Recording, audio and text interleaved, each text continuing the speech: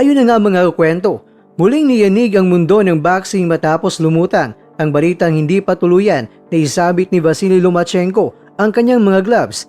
Dahil ayon sa ulat ng Yahoo News Japan, ang 38 anyos na Ukrainian legend at dating 3 Division World Champion ay nagpaplano na isang exclusive comeback ngayong darating na Taglagas. Ngunit ang pinaka nakakagimbal na target ni Loma ay walang iba kundi ang kasalukuyang pound for pound king na si Naoya the Monster Inoue. Matapos salunin ni Inoue si Junto Nakatani itong buwan lamang, tila nais ni Lomachenko na subukan ang bagsik ng Hapon na isang dream match na posibleng gaganapin sa isang catchweight.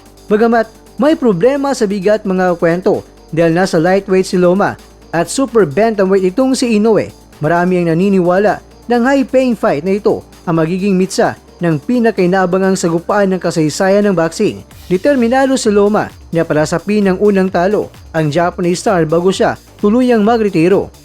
Sa gitna naman ng usap-usapan, nananatiling malaking tanong ang weight class. Kasabi pa lang ni Inoue na nais niyang manatili muna sa super bantamweight division para linisin ang dibisyon, habang si Lomachenko naman ay matagal na naipagbakbakan sa 135 pounds at ayon sa mga eksperto, ang tanging paraan upang matuloy ito ay isang catchweight fight